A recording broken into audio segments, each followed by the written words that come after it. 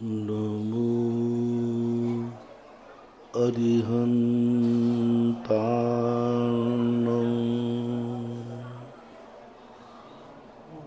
नमो सिद्धाणं नमो आयर्याणं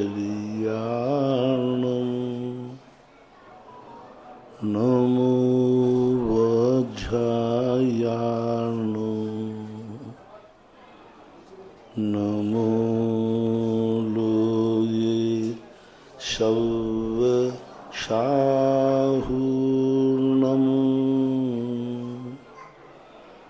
पंच परमेष्टि भगवान की आचार्य श्री गुरुवर कुंद कुंद महाराज की जय।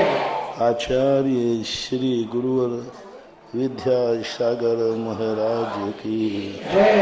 परम पूजनीय निर्व्यापक श्रमण मुनि श्री सुधा सागर जी महाराज की जय हो। बोले परम पूज्य क्षुल्लक गौरव श्री गंभीर सागर जी महाराज की।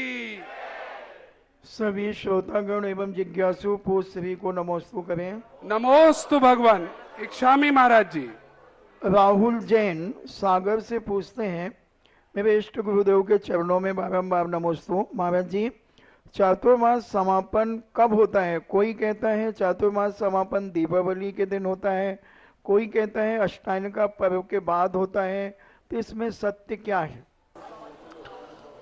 प्राचीन परंपरा जो पूज्यवर कुंद कुंद महाराज की है, बटकेर आचार्य जो मूलाचार्य के मुख्य आचार्य माने जाते हैं, उन्होंने कार्तिकवदी अमावस्या को चातुर्मास के निष्ठापन की बात की। 12वीं शताब्दी में पंडित आसादर जी हुए हैं, उन्होंने अनगार धर्मामृत नाम का एक ग्रंथ लिखा। उसमें उन्होंने चातुर्मास के लिए कार्तिक की पूर्णमासी को समापन की बात कही, और उन्होंने ये भी बात का उल्लेख किसी आचार्य ने, पंडितों ने किया अर्वाचीन में, कि 4 महीने से श्रावकों को तीव्र अनुराग हो जाता है शादियों के प्रति, इसलिए एकदम विहार न करके 8-15 दिन उनको सांत्वना के लिए रुक करके उनको शांति स्थापित करें।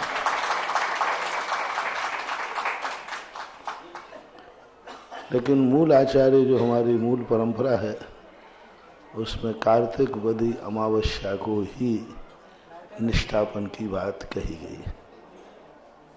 संप्रदा जैन इंदौर से पूछती हैं, नमोस्तु महाराज जी, हर इंसान कर्म के हिसाब से अपना जीवन जीता है, तो फिर जन्म के समय ग्रह नक्षत्र ऐसे हैं या बच्चा मूल आदि में पैदा हुआ है, इस हिसाब से इसका जीवन ऐसा बनेगा, ऐसा क्यों कहा जाता है? क्या कुंडली में लिखा हुआ आगे का भविष्य वर्तमान को सुधारने में बदल सकता है? कर्म ने ही तो उसको ऐसे नक्षत्रों में जन्म दिया। नक्षत्र जो हैं हमारी किस्मत के एक इंडिकेटर हैं। जैसे बुखार आपको होता है, नाप थर्मामीटर बताता है, आप थर्मामीटर को देखकर कह देते इस व्यक्ति को इतना बुखार है। थर्मामीटर एक मापक है, तो ये ग्रह नक्षत्र जो हैं थर्मामीटर के समान होते हैं, जो हमारी किस्मत के नापक हैं। किस्मत को ये बता देते हैं कि इस नक्षत्र में व्यक्ति का जन्म हुआ है तो ऐसी किस्मत लेके आया है, ऐसा कर्म लेके आया है, क्योंकि कर्म ही इन नक्षत्रों में उसको जन्म दिलाता है। इसलिए व्यवस्था तो कर्म की ही है, लेकिन ये नक्षत्र एक जांच मशीन है जो पूर्व घोषणा करते हैं। जैसे आपका मौसम विभाग घोषणा करता है कि आप इतने दिन बाद यहाँ मौसम ऐसा होगा, ग्रहण पड़ेगा, ये होगा, तो ये जो यंत्र के द्वारा नापा जा रहा है, परिवर्तन तो प्रकृति करेगी। पानी तो आकाश से ही बरसेगा, बादलों से ही बरसेगा, लेकिन ये पानी को बरसने का आपके अंदर जो यंत्र हैं वे बिफोर टाइम बता देते हैं कि इस तारीख में ऐसा होगा। 90% प्राय सही ही निकलता है, 10-20% कभी कभी वातावरण विपरीत हो जाने से पलट भी जाता है। इसी प्रकार यहाँ भी ऐसे ही होता है। 90-80% नक्षत्र सही ही बताते हैं, लेकिन कभी कभी बीच में ऐसे सदनिमित्त मिल जाने से वह व्यक्ति अपनी किस्मत की लकीरें भी बदल देता है।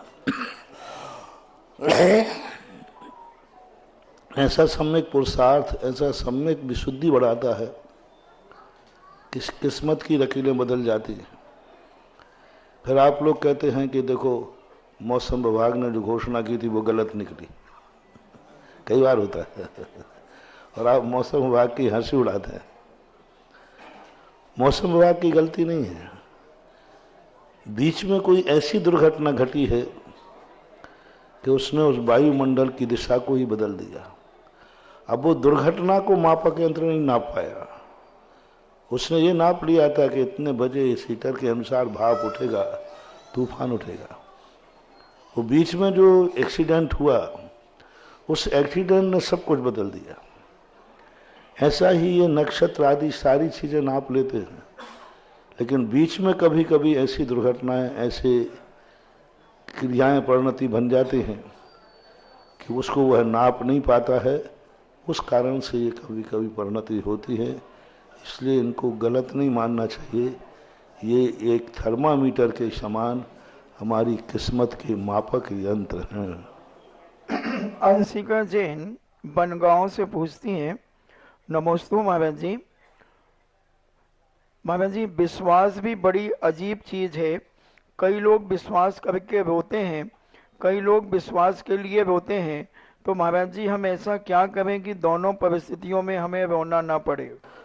सबसे बड़ी चीज है हम सामने वाले पर कितना विश्वास करते हैं, यह महत्वपूर्ण नहीं है। सामने वाला हम पर कितना विश्वास करता है यह विचार नहीं है। हम अपनी जिंदगी को इतना अविश्वसनीय बना देते हैं। जैसे मैंने चातुर्मास में कहा था, घर में तो ताले लगे हुए हैं अटैची में, वो डाकुओं के लिए लगे हैं कि घर वालों के लिए लगे? नहीं, झूठ बोले कौआ काटे। सासू का ताला बहू के लिए लगा है और बहू का ताला सासू के लिए लगा है।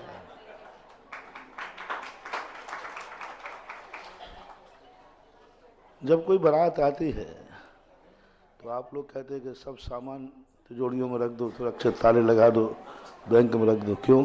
कौन आ रहे हैं इस बारात में? रिश्तेदार आ रहे हैं कि डाकू आ रहे हैं? ऐसा होता है। तो हम विश्वास नहीं जीत पा रहे, हम सामने वाले का विश्वास इतना नहीं जीत पा रहे कि वो हमारे ऊपर विश्वास करे। पहले इतना विश्वास हुआ करता था कि अपने घर की ताला लगा करके चाबी पड़ोसी को दे जाता था, और आज ताला लगाकर सासू बहू को चाबी देकर नहीं जाती है। यदि भूल जाए तो उसको मुश्किल पड़ जाती। आज तो मामला सब साफ हो जाना है। तो ये हम विश्वसनीय हैं, हम बहुत दुनिया पर विश्वास करते हैं, लेकिन दुनिया हमारे ऊपर विश्वास नहीं कर पा रही। और यही स्थिति हम धर्म में, कर्म में आते हैं। हम भगवान पर विश्वास करते हैं, लेकिन हम भगवान के विश्वसनीय नहीं हो पा रहे हैं। हम गुरु पर विश्वास करते हैं, लेकिन गुरु को हमारे ऊपर विश्वास नहीं हो पाता है।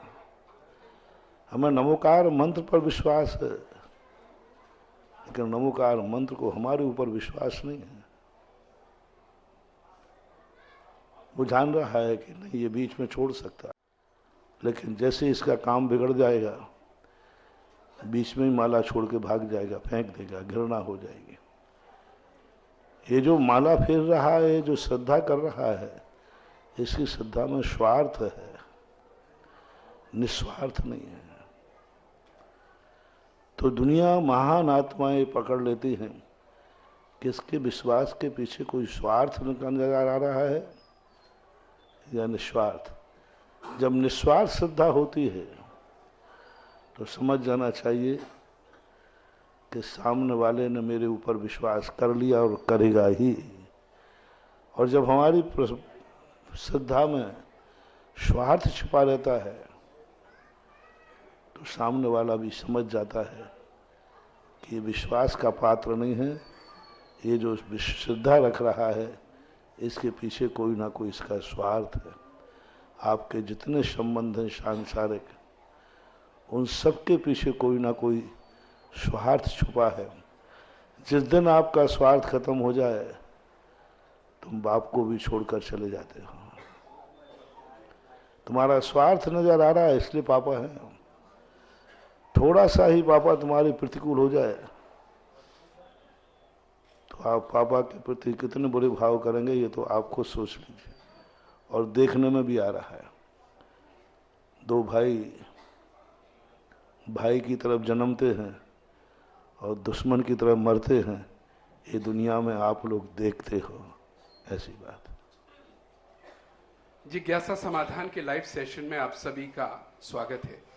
साथियों, आज हमारे जो दर्शक पूरे इंटरनेशनल के देख रहे हैं, बता दें आज हम बोदला क्षेत्र आगरा का उसके सेक्टर्स में भ्रमण करते हुए पश्चिमपुरी, जहां पार्श्वनाथ भगवान का जिनालय है, वहां पर पहुंचे हैं।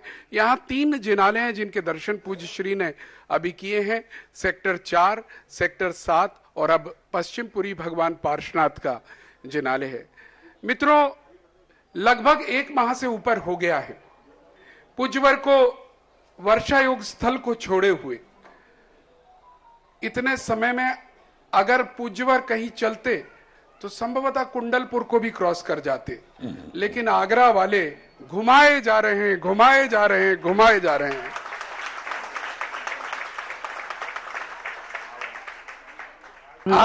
आज भी घुमा दिए। मैं पीछे था महाराज जी, मैं देख रहा था, बदमाशी हो रही थी। बिल्कुल सगे अपने लोगों ने घुमाया। अब तुम मेरे ऊपर विश्वास करते, लेकिन मैं तुम्हारे ऊपर कैसे विश्वास करूं? अच्छे लोगों ने जो बिल्कुल अपन व्यवस्थित मानते, नाम नहीं लेता हूं, नहीं सब कुछ रास्ते में ऐसा। आगरा वालों, खूब घुमा दिया आप लोगों ने। लेकिन मित्रों, आज हम आ चुके हैं उस स्थान पर जो एक टर्निंग पॉइंट बनने वाला है। हम पूरे आगरा की लगभग परिक्रमा करते हुए उस स्थान पर आ चुके हैं जहां से हम सीधे निकलेंगे नेशनल हाईवे पर, जो हाईवे एक तरफ दिल्ली की तरफ जाता है और दूसरी तरफ कानपुर। लेकिन इस बार पूज्यवर का जो रुख है, आप और हम सबको पता है कि नेशनल हाईवे नंबर 2 जो दिल्ली का सबसे खूबसूरत हाईवे है, सबसे बिजी हाईवे है, और उसी हाईवे पर लोकोदय तीर्थ बनने जा रहा है। और आज अगर मैं कहूं नगर में अंतिम पड़ाव है, क्योंकि इसके बाद सीधा हम गांवों में होंगे, दूसरे क्षेत्रों में होंगे। तो ये एक बहुत इंपॉर्टेंट आज और कल सुबह की सभा रहेगी। प्रारंभ करते हैं, लेकिन सबसे पहले आज हम देख पा रहे हैं कि मुख्य श्रोता के रूप में आज पीएनसी परिवार के लाडले प्रदीप जैन जी, पीएनसी के छोटे भाई और आगरा नगर की शान पूर्व नगर प्रमुख श्री नवीन जैन जी हमारे मध्य बैठे हुए हैं। जरा जोरदार तालियां। और मैं अनुरोध करूंगा आगरा दिगंबर जैन परिषद के महामंत्री सुनील जी से और हमारे पश्चिमपुरी के राहुल जी से आकर हमारे माननीय मेयर साहब का स्वागत करेंगे। यहां पर आकर आज प्रारंभ हम आपके स्वागत से करना चाहेंगे और अनुरोध करेंगे यहां पर आकर स्थान ग्रहण कीजिएगा, स्वागत करवाइए। जब तक आप आइए, बैठिएगा। आइएगा, हम जिज्ञासाओं की ओर बढ़ते हैं और सीधे सबसे पहले जो जिज्ञासा ले रहे हैं, हमारे मध्य जबलपुर से वर्णी गुरुकुल से ब्रह्मचारी नरेश भैया जी पधारे हुए हैं। हम अनुरोध करेंगे माइक वहां पहुंचाया जाए। प्रथम जिज्ञासा उन्हीं की होगी।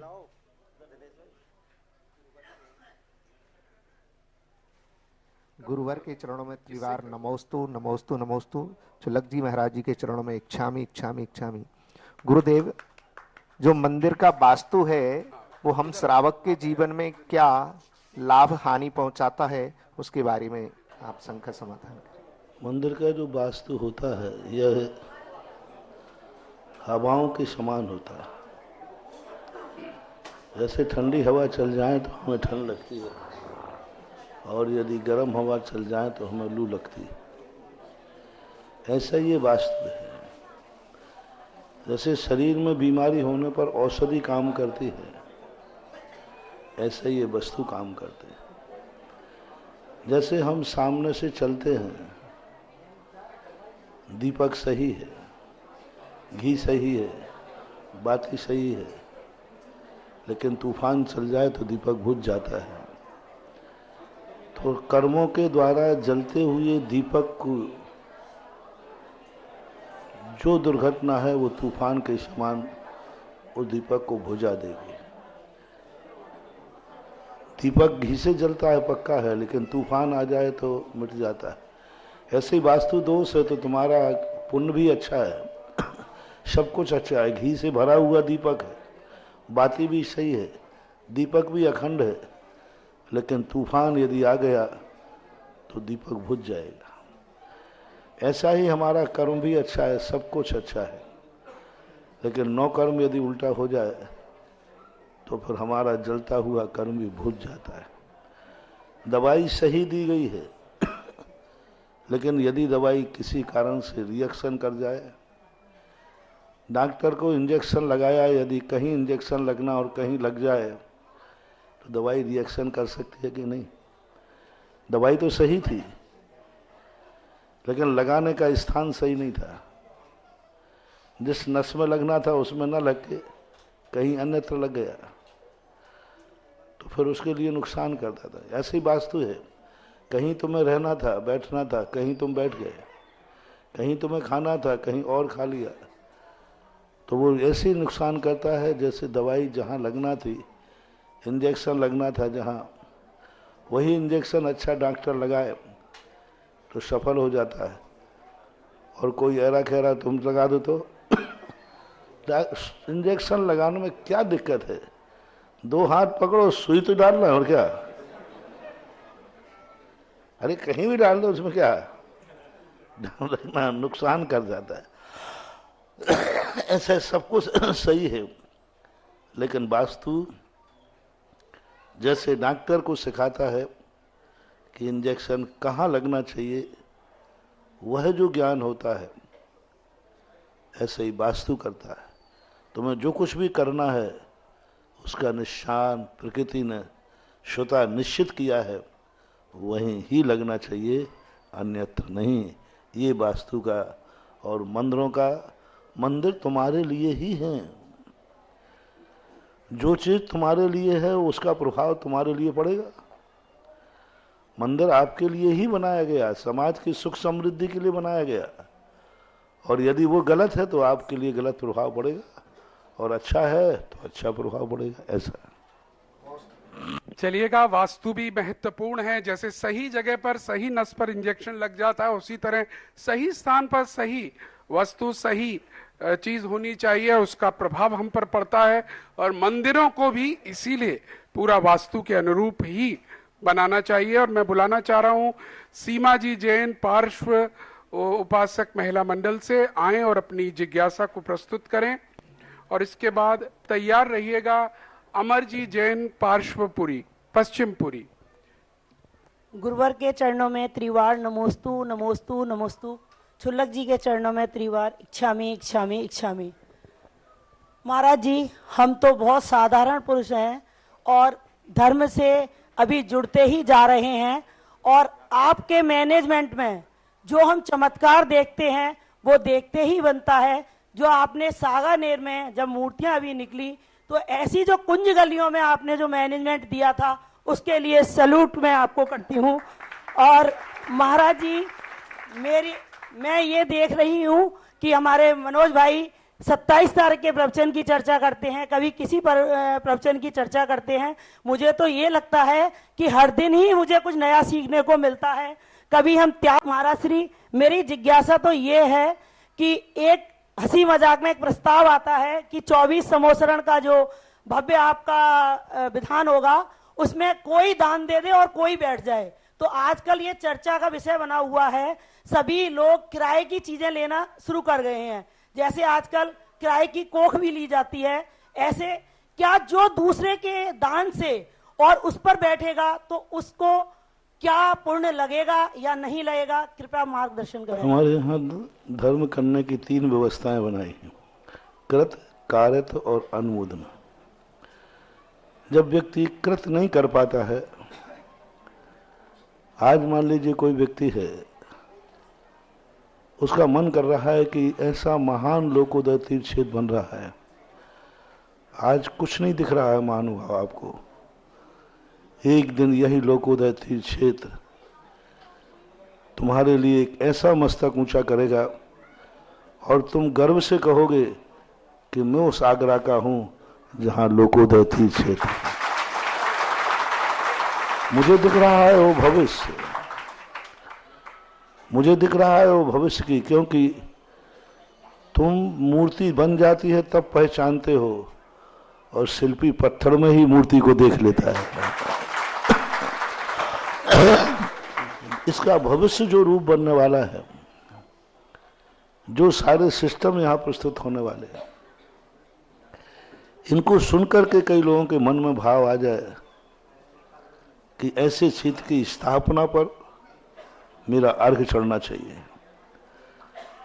ऐसे तीर्थ की स्थापना मेरी उपस्थिति होना चाहिए, ऐसे माटी को तीर्थ बनाने वाली प्रक्रिया, ये विधान साधारण नहीं हो रहा है। ये पतित को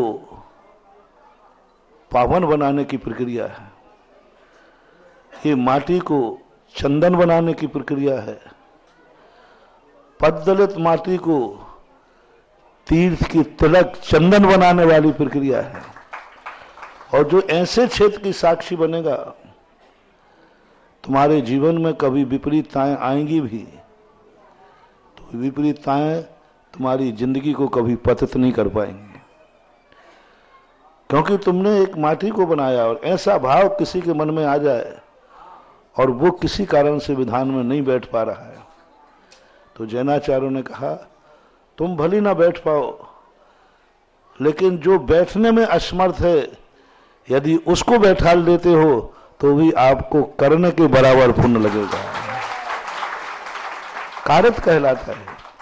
मैं नहीं कर पाया और दूसरा कर नहीं सकता था, मैं कर नहीं पाऊंगा क्योंकि मेरा समर्थ है। एक ऐसा है जो करना चाहता है लेकिन वो बैठ नहीं पाएगा, तो समर्थ वो दे देगा, बैठ ये जाएगा। ये अंधे और लंगड़े की कहानी है। अंधा और लंगड़े की कहानी सुनी होगी आपने।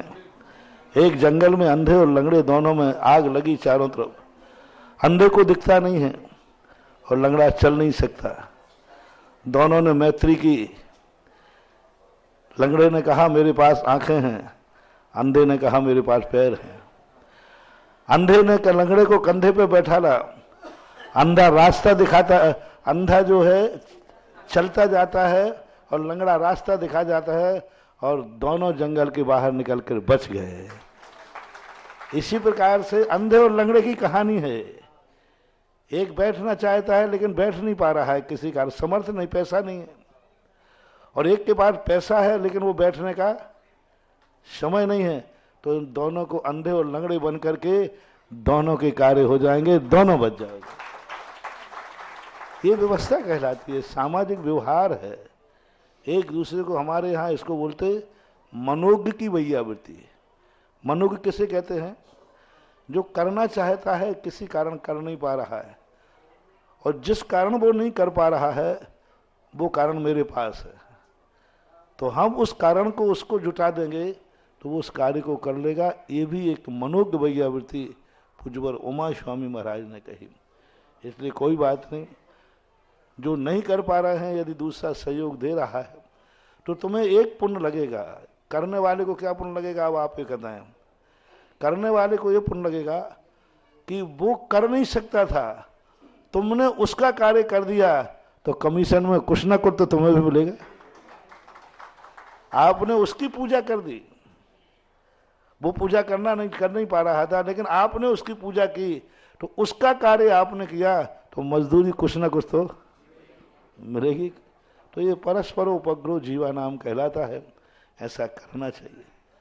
कई लोग, हम बड़े लोगों से यही कहते हैं, कभी तुम नहीं कर पा रहे हो तो कोई बात नहीं, मान लो तुम नहीं बैठ पा रहे हो समोषण विधान में, तो घोषणा कर दीजिए कि मेरी तरफ से मैं एक समोषण लेता हूं, और मेरी तरफ से उस समोषण में वो बैठेगा जो हमारे आगरा में, हमारी कॉलोनी जो सबसे गरीब है, वह जाकर के इसमें बैठकर पूजा करेगा। कितना बड़ा कार्य, मैं तो बैठ नहीं पाऊंगा। कई लोग कहते हैं कि हमारे पास समय तो नहीं है, तो मैं कहता हूँ गरीब तो नहीं, नहीं मैं गरीब तो नहीं हूँ, समय मेरे अनुकूल नहीं है, तो ठीक है, एक गरीब को बैठा दो, पैसा तुम्हारा, अर्घ गरीब चलाएगा, कम से कम उसको मजदूरी मिल जाएगी और तुम्हारी पूजा हो जाएगी। एक तुम्हारे यहाँ राजनीति में चलता है, व्यापार आप करते, फैक्ट्री खोलते हैं, तो सरकार इसलिए सहयोग देती है कि तुम कितनों को रोजगार दे रहे हो। फैक्ट्री तुम्हारी है, प्रोडक्शन तुम्हारा है, लेकिन तुमने कितनों को रोजगार दिया। इसी प्रकार समोषण तुम्हारा है, पैसा तुम्हारा है, लेकिन तुमने कितनों को पूजा करा के रोजगार दे दिया, ये भी पुण्य का उदय लगता है। तो जो नहीं बैठ सकते हैं उनको ऐसा करना ही चाहिए कि भाई हमारी तरफ से आप समोषण ले लीजिए और किसी गरीब को बैठा दीजिए। ऐसे लोग जो हैं महान पुण्य, इतना पुण्य कमा लेते हैं कि एक दिन ऐसे ही लोग राजा महाराजा बनते हैं। बहुत बहुत धन्यवाद सीमा जी, आपने हमारी भी एक समस्या सॉल्व करा दी अपने प्रश्न से, क्योंकि हमारे संग ये सिचुएशन आ रही है। हमारे 24 में से लगभग 20-21 समोसरण बुक हो चुके हैं, लेकिन उस 21 में से 4-5 श्रेष्ठी जन एक ही बात रोज रट्टा लगा रहे हैं, हम संभालेंगे, काम करेंगे, परिवार देखेंगे या बैठेंगे, भैया हमारा नाम वापस ले लो।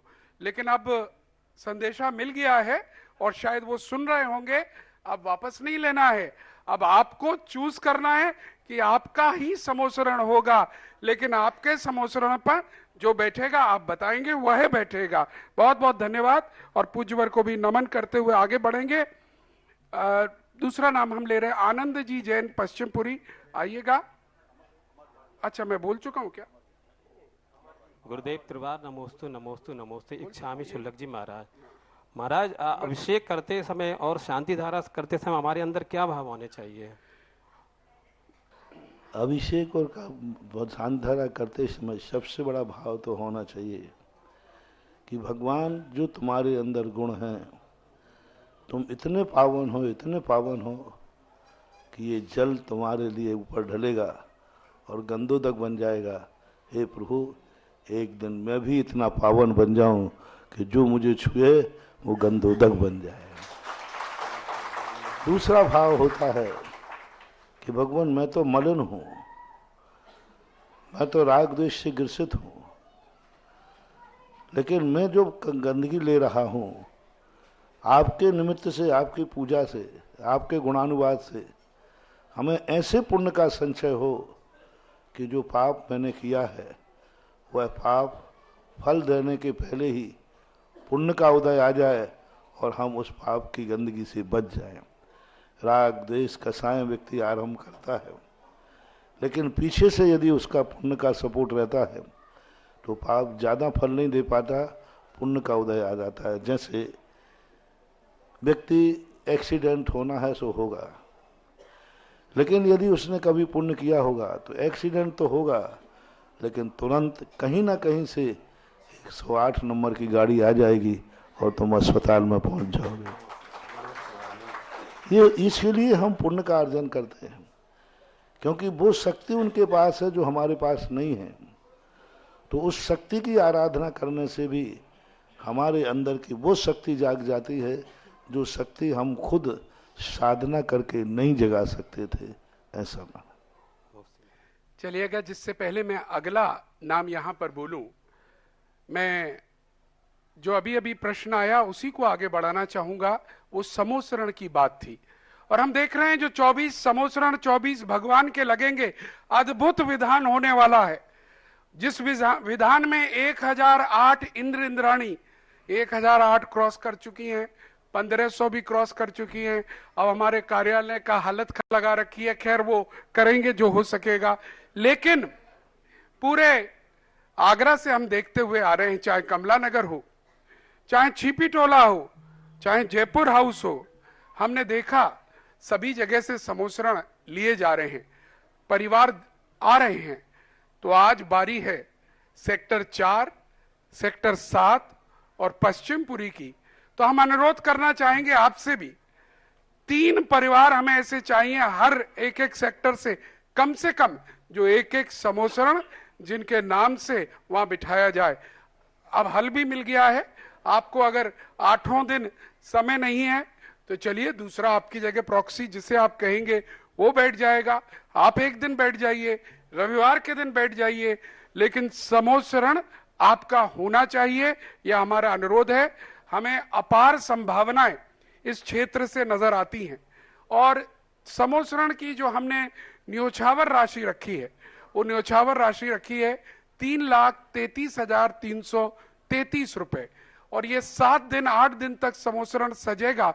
विशाल सुंदर समोसरण, जिसमें 4 व्यक्ति समोसरण पर ही 4 जिनबिंब विराजमान होंगे, और उन जिनबिंबों के सानिध्य में व्यक्ति वहीं पूजा कर पाएंगे। वही सौधर्म इंद्र होंगे जो समोसरण करता होंगे, वही कुबेर होंगे, वही मुख्य पात्र होंगे। और अगर स्वयं किसी दिन नहीं बैठ पा रहे होंगे तो अपनी तरफ से समाज के किसी भी व्यक्ति को रोटेशन से भी चाहें तो बिठाने का है। हमारा अनुरोध है, कल सुबह तक हमें 3 नाम चाहिए कम से कम। एक सेक्टर, अधिकार से कह रहा हूं ये बात, सेक्टर 4, सेक्टर 7 और पश्चिमपुरी। कौन देगा, कैसे देगा, मीटिंग करके आप बता देना। हमने 3 डाल दिए हैं आपके नाम पर। चलिएगा, मैं अगला नाम ले रहा हूं, सोनिका जैन पश्चिमपुरी। आइएगा, आपकी जिज्ञासा। मेरे गुरुवर के चरणों में बारंबार नमोस्तु नमोस्तु नमोस्तु। चुल्लक जी के चरणों में इच्छामी इच्छामी इच्छामी। गुरुवर, मेरी ये जिज्ञासा है कि मैं कुछ लोगों से मंदिर जाने के लिए, अभिषेक करने के लिए बोलती हूँ, तो वे मुझे धर्म की वो बोलते हैं कि हमारे लिए धर्म तो सत्य बोलना, अपने मन में दूसरों के लिए अच्छे विचार रखना, गरीबों की सहायता करना, ये सब है। तो उनकी धर्म की परिभाषा कहाँ तक सार्थक है? उनसे कहना कि गरीबों का सहायता करना अलग धर्म है, भगवान की सेवा करना अलग धर्म है। जितने भी क्रियाएं हैं एक नहीं है, सबका एक सा पुण्य नहीं होता। जैसे सारी दवाइयां एक रोग की दवाई नहीं होती, और दुनिया में सभी को एक समान रोग नहीं होते। रोग अनेक हैं तो दवाइयां भी अनेक हैं। जिंदगी में विपदाएं कितनी हैं। कभी विपदा आती है व्यक्ति को बीमारी की, कभी विपदा आती है व्यक्ति को गरीबी की, कभी विपदा आती है पड़ोसी की, कभी व्यक्ति पर विपदा आती है दुश्मन की, कभी व्यक्ति पर विपदा आती है कि उसके लिए हमेशा कोई ना कोई दुश्मन का डर सताता रहता है। कभी विपदा आती है मौत की, कभी विपदा आती है एक्सीडेंट की, कभी विपदा आती है व्यक्ति के ऊपर से कि मेरा ब्रेन हेमरेज नहीं हो जाए, कभी विपदा आती है हार्ट अटैक की, कभी विपदा आती है फ्रैक्चर की। क्या इन सब की दवाइयां एक ही हैं? नहीं, सबकी दवाई एक ही है। मंदिर बनाने का पुण्य अलग है। जिसने भगवान को आवास दिया है, जिसने भगवान को आवास दिया है, एक दिन कर्म उसे भी विमान देगा और आवास देगा, और एक दिन ऐसा आवास मिलेगा जो ऐसा होगा कि दुनिया में कभी भी वह आवास नाश को प्राप्त नहीं होता, क्योंकि उसने एक बार जिनालय भगवान को आवास दिया था, भगवान को जिनालय बनाया था, और भगवान उसमें विराजमान हुए। जिस स्थान पर भगवान विराजमान हो जाएं, निर्माण तुम्हारा है, भगवानों के लिए जितने भगवान होते हैं इनको श्रावक के अधीन क्यों कहा? उनकी पूजा श्रावक के अधीन, उनका मंदिर श्रावक के अधीन, वैष्णव दर्शन में भगवान के भोग भी श्रावक के अधीन क्यों? भगवान के तो इसकी जरूरत ही नहीं थी, लेकिन भगवान ने इसलिए स्वीकार कर लिया कि मेरे लिए मंदिर बन जाएगा तो कर्म एक दिन इसको ऐसा विमान देगा, ऐसा आलय देगा, एक दिन इसको भी आवास मिल जाएगा। एक बार एक बहुत पहले की घटना है, लगभग होगी 70-75 के पहले की। एक स्थान पर तीर्थ क्षेत्र था, वहां पर रास्ता नहीं था, कच्चा रास्ता था। बहुत प्रयास करने पर भी रास्ता नहीं बना। वो मुख्यमंत्री बने। उन्होंने कहा आपको कुछ नहीं करना, मैं कुछ भी नहीं कर पाऊंगा और ना मैं दे पाऊंगा, आप बस एक बार वहां कार्यक्रम करके मुझे निमंत्रण कीजिए। और बस समाज ने निमंत्रण उन्होंने स्वीकार कर लिया और उन्होंने नोट लगाया कि हम इस तारीख में उस क्षेत्र पर जाएंगे। सरकार ने जब उसका प्रोटोकॉल किया तो बोले साहब आप वहां नहीं निकल सकते, वो तो कच्चा रास्ता है। बोले मेरा निर्णय हो चुका, वहां जाएंगे। 15 दिन के अंदर 13 किलोमीटर का रोड बना। मुख्यमंत्री दर्शन करने गए, वो दर्शन करने नहीं गए थे, वो तीर्थ क्षेत्र का रोड बनाने गए थे। वाह, कितना बड़े अधिकार का प्रयोग कर लिया उन्होंने, कितना बड़े अधिकार का प्रयोग कर लिया। तो कभी कभी ऐसी स्थितियां होती है कि सबका पुण्य अलग अलग होता है, सब चीज का पुण्य अलग अलग है। जैसे मंदिर बनाएगा पुण्य अलग लगेगा। अब जो अभी जो पूजा करेगा, कई लोग सोचें कि महाराज जी इतने में तो हम मंदिर बना देंगे, एक मूर्ति बैठा देंगे जितने में समोषण लगाएंगे। नहीं, समोषण का पुण्य अलग है। समोषण में जो पूजा करने का पुण्य है वो तुम्हारे संसार में काम आएगा, वो तुम्हारे व्यापार में काम आएगा, वो तुम्हारे परिवार में काम आएगा, वो तुम्हारी सुख समृद्धि में काम आएगा, वो तुम्हारे धन दौलत के काम आएगा। भगवान का मंदिर तुम्हारे धन की रक्षा नहीं करेगा, लेकिन भगवान की पूजा तुम्हारी तिजोरी की रक्षा करेगा। अब आप देख लीजिए क्या करना है।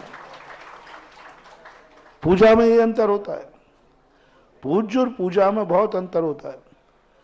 पूज्य व्यक्ति वो होता है जो कभी अपना बंदेज नहीं करता, सारे संकटों को सहन करने के लिए तैयार है। पूज्य बनना है तो संकटों को सहन करने की शक्ति आएगी, और पूजा करना है तो संकट आएगा तो टल जाएगा। बोलो आपको संकट सहन करने के आशीर्वाद दूं या संकट दूर हो जाए उसका आशीर्वाद दूं? मैं तो ये चाहता हूं कि मुझे मैं तो संकट दूर करने की बात कभी मांगता नहीं। भगवान से कभी नहीं कहता भगवान मेरे संकट दूर आ जाए। मैं तो एक ही कहता हूं मुझे संकट को सहन करने की शक्ति दो। संसार के सारे संकट मेरे पे आवे, मैं चुनाव स्वीकार करने को तैयार हूं, बस मुझे सहन करने की शक्ति, मैं उसको सहन कर लूं, घबराऊं नहीं, आकुल व्याकुल परिणाम नहीं हो। और दूसरा यह है कि संकट आवे ही नहीं, और आवे तो टल जावे। आप लोगों को कौन सा चाहिए? जो कहो वो दे दूंगा। तो पूज्य बनोगे, भगवान बैठा लोगे, मंदिर बनाओगे, तो तुम्हें इतनी ताकत आएगी कि संसार में चारों तरफ से आग लग जाएगी, लेकिन वो आग तुम्हारा बाल बांका नहीं कर पाएगी। जल भी जाओगे लेकिन तुम्हारी दुर्गति नहीं होगी। और अब ये आशीर्वाद दो कि खूब संकट आए लेकिन सहन करने की शक्ति दो। अरे नहीं महाराज जी, नहीं, आप तो वो आशीर्वाद दो जिससे संकट आवे और आवे तो टल जावे। उसका मात्र एक कारण है पूजा। पूजा कारण है। पूजा जब करोगे तो संकट निवारण होगा। पूजा संकट मोचक होती है और पूज्यता संकट सहन करने वाला, सहिष्णु बनाती है। जैसे जैसे तुम पूज्य बनते जाओगे, जैसे जैसे सहिष्णु होते जाओगे, और जैसे जैसे तुम्हारी पूजा बनती जाएगी वैसे तुम्हारा संकट मोचक होते जाओगे। तो ये मत समझना कि भगवान बैठाने में, मंदिर बनाने में सब में एक है। नहीं, जो समोषण में जो तुम पूजा करोगे, ये पूजा ही तुम्हारी संकट मोचक होगी। ये दो कार्य करेगी, एक तो संकट दूर करेगी, और यदि संकट आ गया तो उसको टालने की ताकत इसी पूजा में होती है। जैसे कि मैना सुंदरी ने पूजा की थी, संकट टला कि नहीं? पूजा का काम है, पूज्य का नहीं। पूज्य नहीं कर सकता।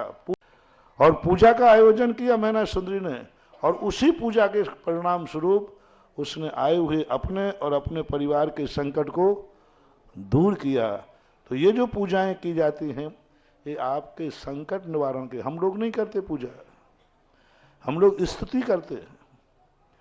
तुम लोगों को पूजा बताई, क्योंकि तुम लोगों को पूजा संकट आने पर तुम रो पड़ते हो।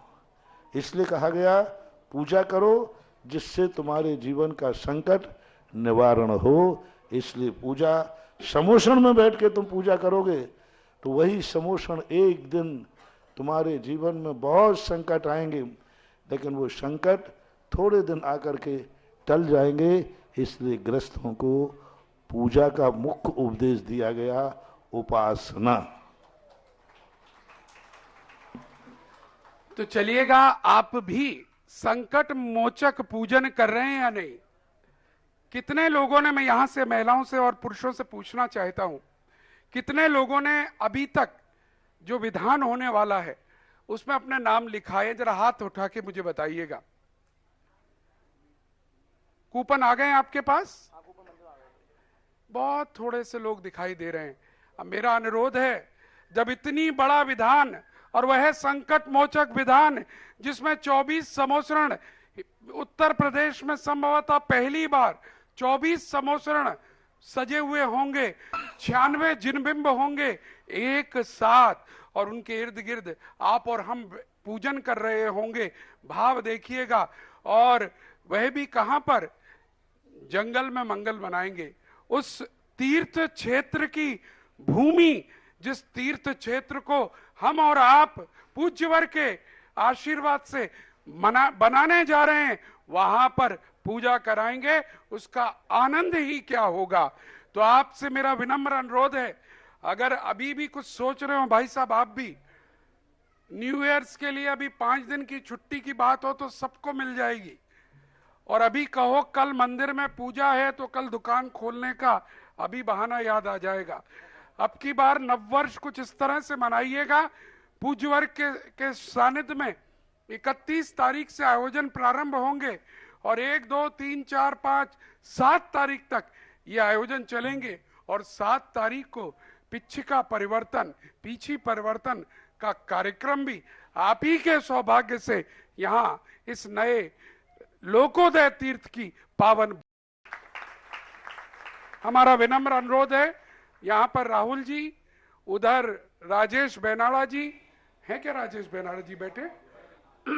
हाँ। और देखिए सबसे बड़ी बात, 2024 आगरा में ऐसा निमित्त बना कि पहला सप्ताह भगवान की अर्चना से शुरू हो रहा है। ऐसा बहुत कम, शायद बताओ, कभी बताओ कि कोई विधान आगरा में 31 दिसंबर से शुरू हुआ हो और नए वर्ष के 1 सप्ताह तक हुआ हो, आगरा के इतिहास में कभी हुआ हो तो बताओ। आज तक नहीं हुआ। और जब साल की शुरुआत 31 तारीख एक दिन क्यों रखा?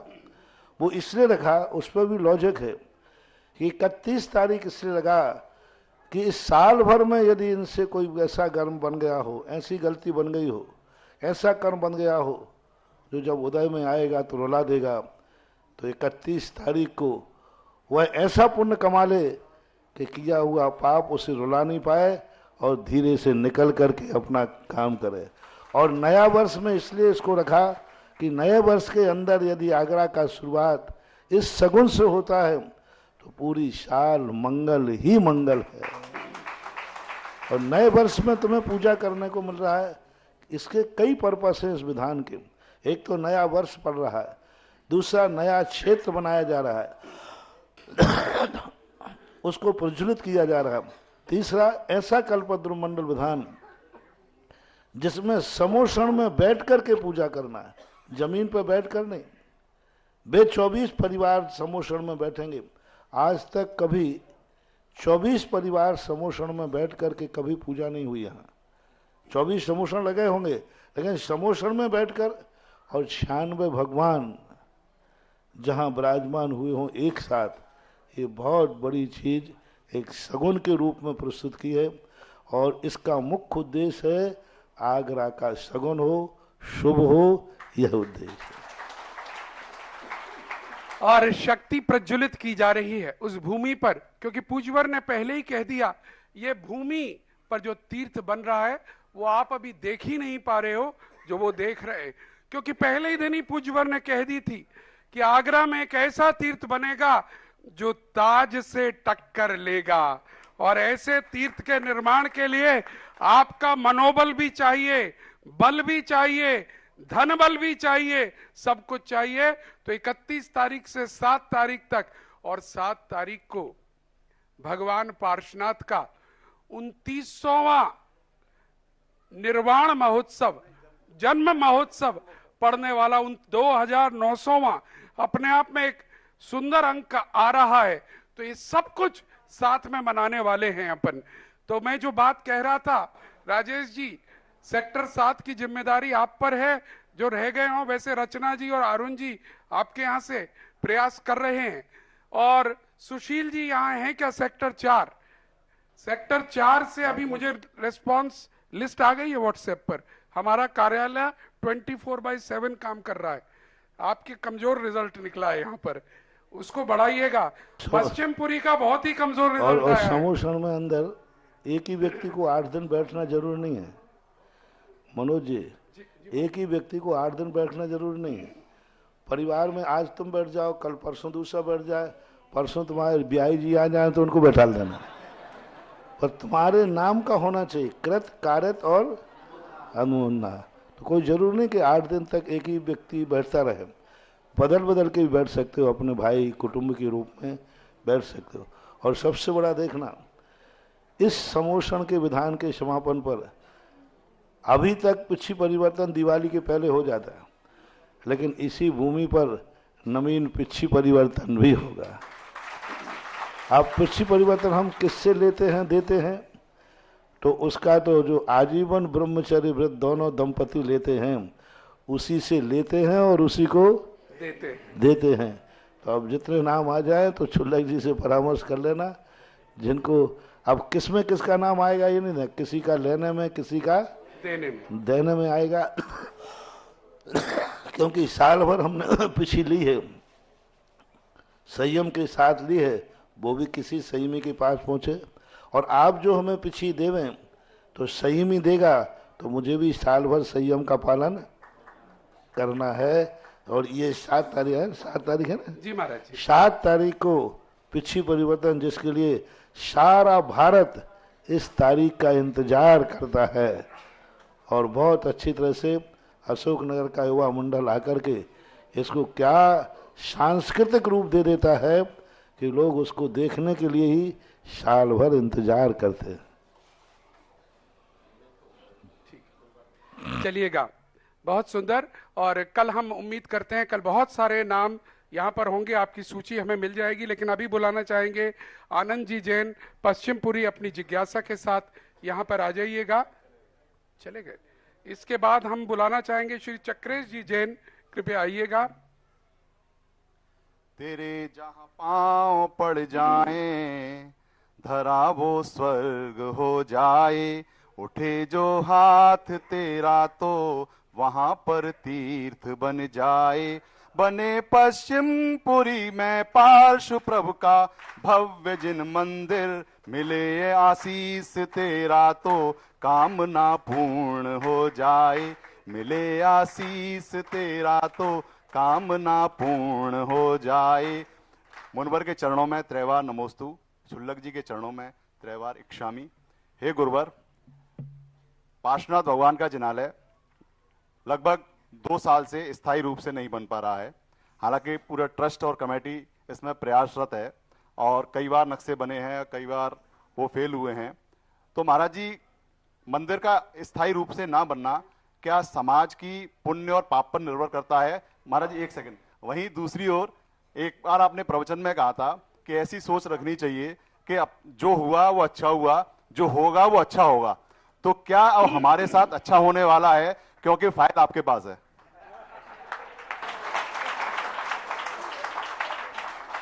कुछ ना कुछ तो अच्छा होना है, इसलिए रुका था।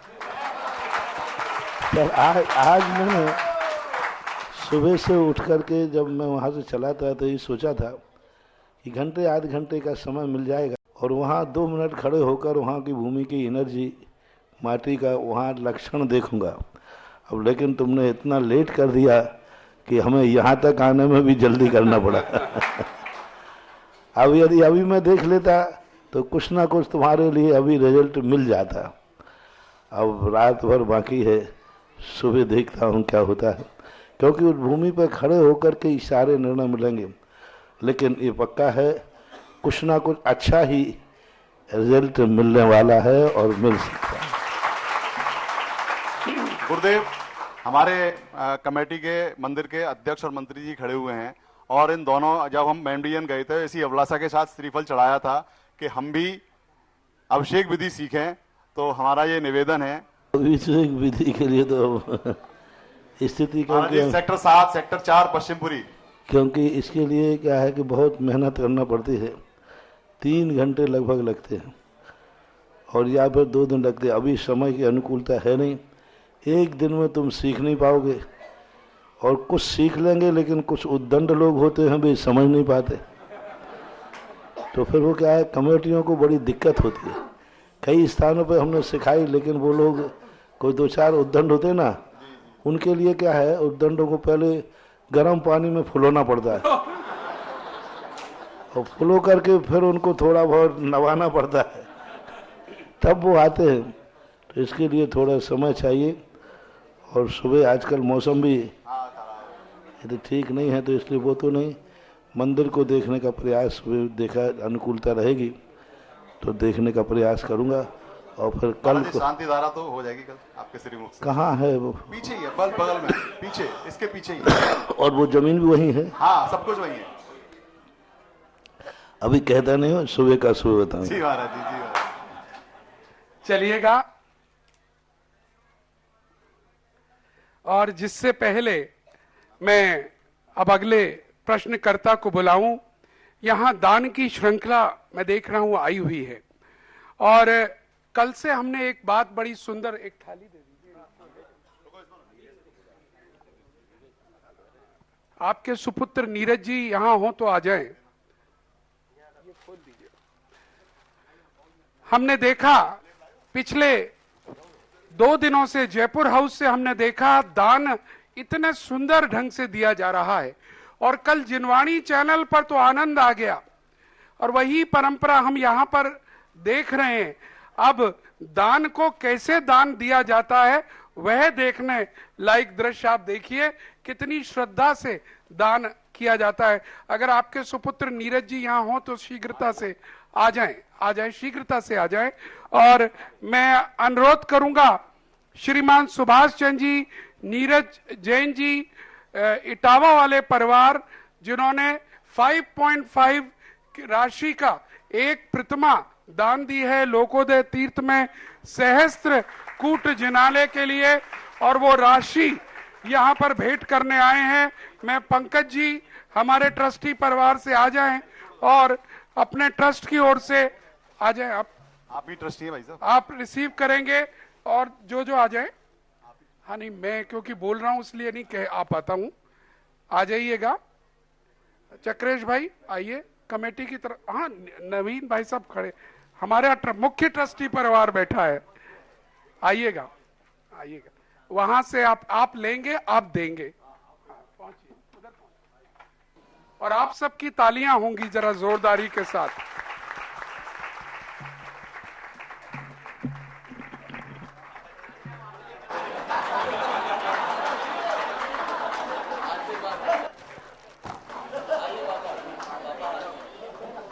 भाई सबको दे दीजिए। हाँ, चलिए जोरदार तालियां। पूज्यवर कहते हैं दान कभी छुपा कर नहीं, दिखाकर देना चाहिए, क्योंकि मेरे तीनों लोकों के नाथ को दे रहा हूं, मैं कोई गलत कार्य के लिए नहीं दे रहा हूं, तो मैं तो दिखा कर दूंगा, बता कर दूंगा, अनुमोदना करके दूंगा। आप भी करिए। और दूसरी बात, कल वो दृश्य हमने और देखा, आज तो थोड़ा कम था। महाराज जी ने एक बड़ी सुंदर बातें करते हैं महाराज जी, जो आपको समझ में एक सेकंड में आ जाती हैं। और वो जब आप बैंड बाजे वाले के यहाँ शादी में जाते हैं, तब उस समय क्या करते हैं, बैंक जाकर नए नए नोट मांगते हैं, पूज्यवर बताते हैं, मैं उन्हीं की बात कह रहा हूं। तो जब भगवान के यहाँ पर आओ तो ये पुराने यूज करे हुए नोट, अरे ऐसा नोट लेके आओ जिसके ऊपर कोई गंदे हाथी ना लगे हुए हो, ऐसा नोट लाओ जिससे कोई गंदा कार्य ही ना हुआ हो, वो नया नोट बैंक से इशू करा के लाओ और वो दान दो। जरा जोरदार तालियां। और एक और नाम यहाँ पर आया है, ये भी थाली में सजाकर यहाँ पर लेके आए हैं श्री अशोक कुमार जी, मनोरमा जी, मनीष जी, सुब्रत जी, मिली, संस्कार, आदि, शालू, नित्या जैन भूदान के रूप में ये राशि लेकर आ रहे हैं। नीरज जी के चाचा परिवार हैं, ये मामा जी परिवार हैं जी, बड़े मामा जी पंकज जी और नीरज जी के, और आदरणीय नवीन जी हमारे मुख्य ट्रस्टी।